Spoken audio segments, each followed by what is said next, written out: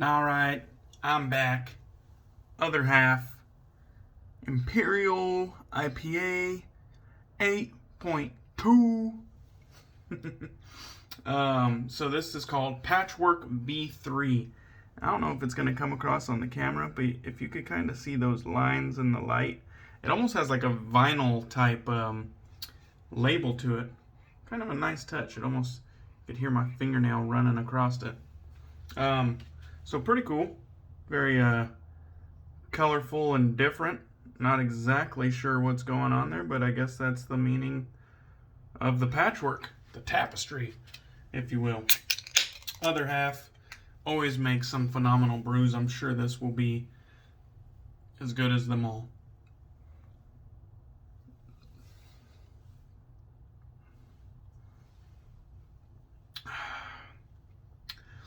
Not bad at all. You can definitely kind of tell that it's an Imperial. It definitely, it brings that malt presence.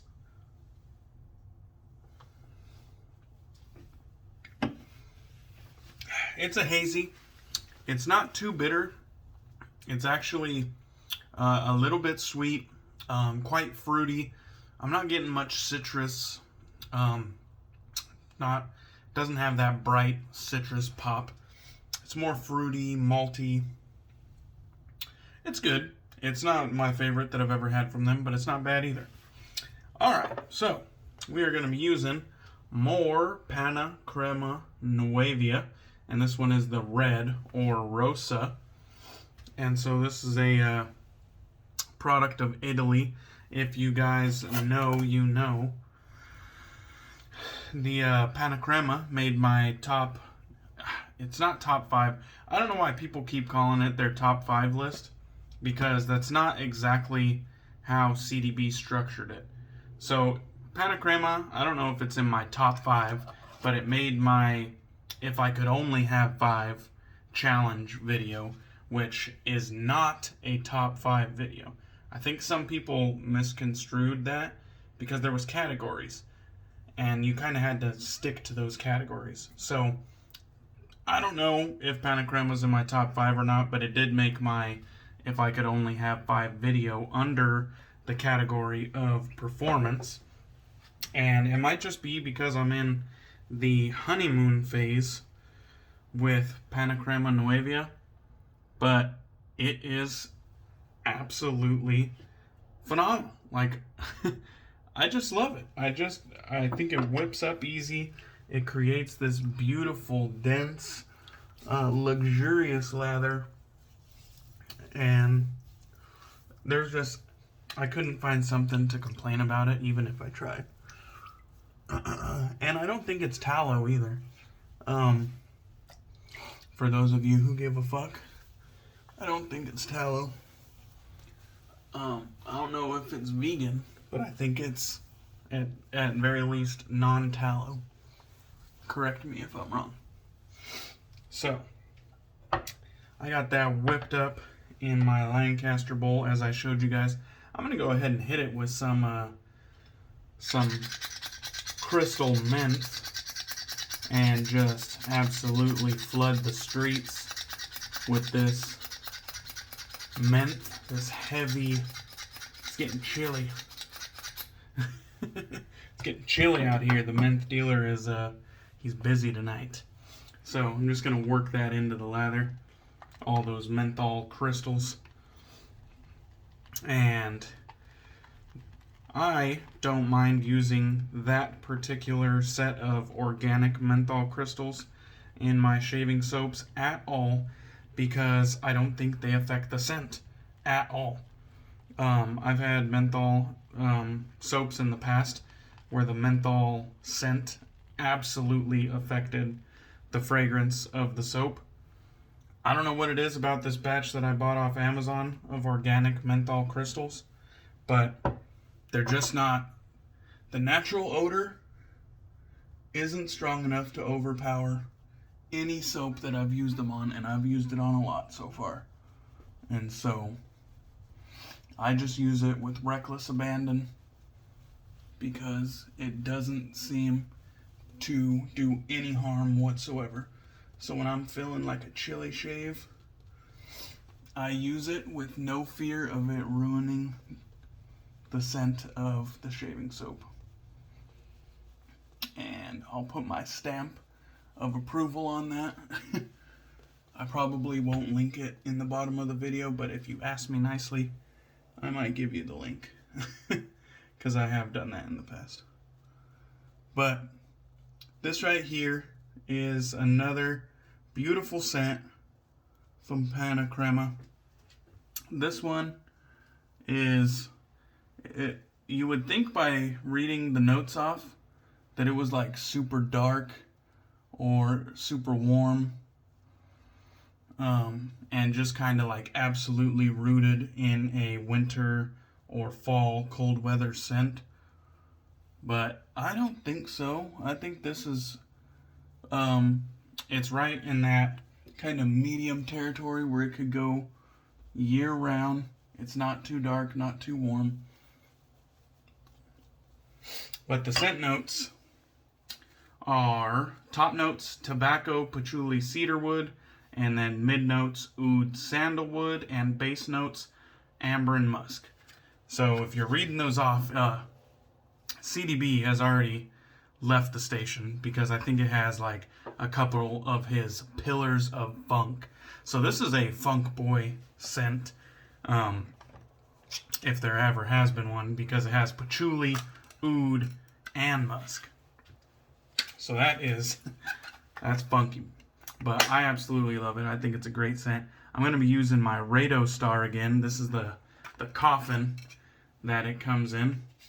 I just kept the paper in there just because that's how it came. But absolutely beautiful, nice and snug in that foam cutout. I think Raido Star did a fucking phenomenal job on this razor. And I'm not just saying that because I'm a proud owner of it. I think he did a fucking phenomenal job on this thing. I think it's beautiful. Like, it has the fucking stabilized moose horn scales that transitions from red, black to green. And you can see it's kind of like white on the areas that the dye didn't hit. And it has this slight, ever so slight smile and that kind of proprietary tip on the top. Nothing fancy on the back. Just beautiful. 7/8 full hollow. And now that this soap should be dry, let's get into this straight razor shave.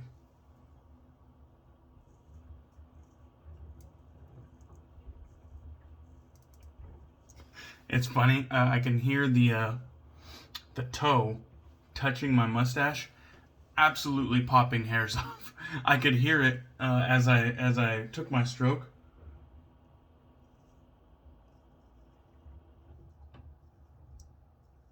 It was just absolutely like just popping them off, snapping them off. Roman, if he did the whole thing from start to finish, which I'm not 100% sure he did, but whoever honed this, if it was Roman, Jesus, dude. This thing is just popping hairs. Need to be careful with this one.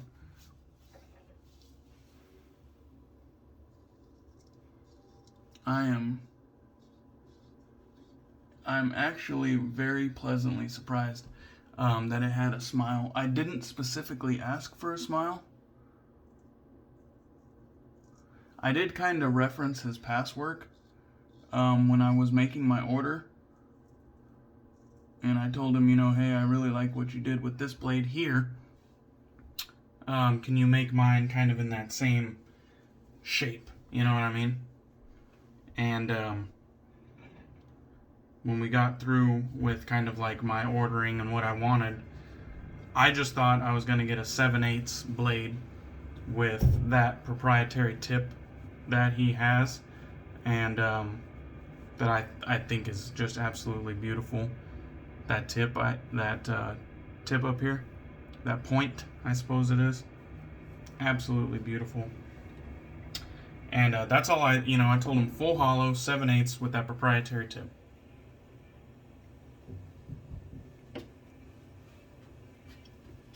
But that slight smile, I was pleasantly surprised to see it, because I don't have any straight razors with a smile on it. And so that's absolutely, it kind of like fills that void in my collection. And it's nothing extreme. I've seen some smiles that look like, they look insane, and it's almost like, is that just meant to stay on the shelf, or are you actually shaving with that? Because it looks more, like a scythe or something than a fucking usable straight razor. But this one's just a slight smile. I don't think it's gonna make me change my technique or anything like that. Sorry if you guys could hear my wife's music through the walls. Our bathrooms are actually, they line up on our house back to back. So like they share a wall, both bathrooms. And so she's got her music playing. So if you hear that, just know I'm not trying to seduce you guys. At least not with R&B. Trying to seduce you with a sexy blade. Oh, sorry about that. So, Panna Crema, even though I talked so much, it kind of dried out a little bit on my face. It never lost density. It just kind of became a little bit more pasty. And as you saw, I didn't add any moisture to it. I just kept shaving with a straight razor, with a freshly honed blade, and it didn't fuck up operations whatsoever. I only bring that up because people put too much emphasis on, if you're using a straight razor, you want a wetter lather. But I just feel like when you have your technique down, like, you could kind of like, you could trump a lot of these rules that are in place. Like, I feel like just technique just trumps everything. And I still cut myself. I'm not saying I'm the fucking technique master over here by any stretch of the imagination. As a matter of fact, I cut myself on my last straight razor shave on that Facebook Live. But I just think when you have it down, you could kind of bypass some of these guidelines, tips, tricks that we share with each other. And it's only to, help each other and make each other have a more successful, enjoyable shave. And having a very hydrated lather is absolutely the way to go. I'm not telling anybody to shave with a dry lather at all. But when it happens, and I don't treat my shave any differently just because my lather has dried out on my face. I just perform my shave the same way I do, and like the majority of the time, it doesn't affect me whatsoever if it's dry. Like, I could tell right now it's a little bit thick. You could kind of see as I run the brush over, it's kind of pulling the lather rather than like smoothing it out. It's kind of like pulling it across. And so I can tell it needs water. But I just don't think it's like, I'm not in that bad of a situation that I need to add water.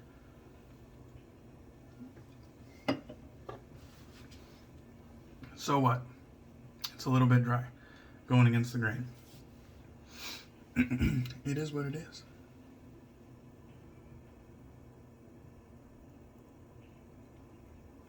Now, Panna Crema is really good stuff.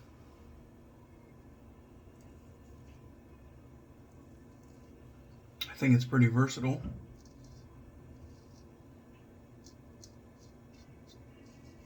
But like I was saying the other day, talking about a dry lather,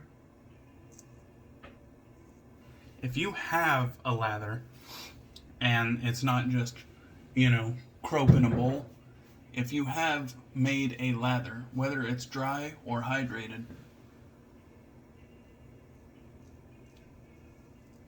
that lather has some moisture in it. Because when it's in your tub, before lathering, it's dry.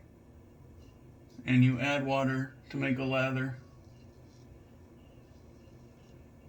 So if you're at the stage that there's lather on your face, it has some moisture in it. It might not be to the peak ideal level of hydration, but it does have moisture in it. So just because it's dry doesn't mean it's not usable. And a ton of us shavers shave with dry lathers. It's not the fucking end of the world. You will never see me do a baloop like the Stallion or Marion or Johan. Like, I just don't baloop. I typically have a little bit drier lather. And I'm not doing it on purpose, but I think I don't overhydrate it because I don't want it to lose that density.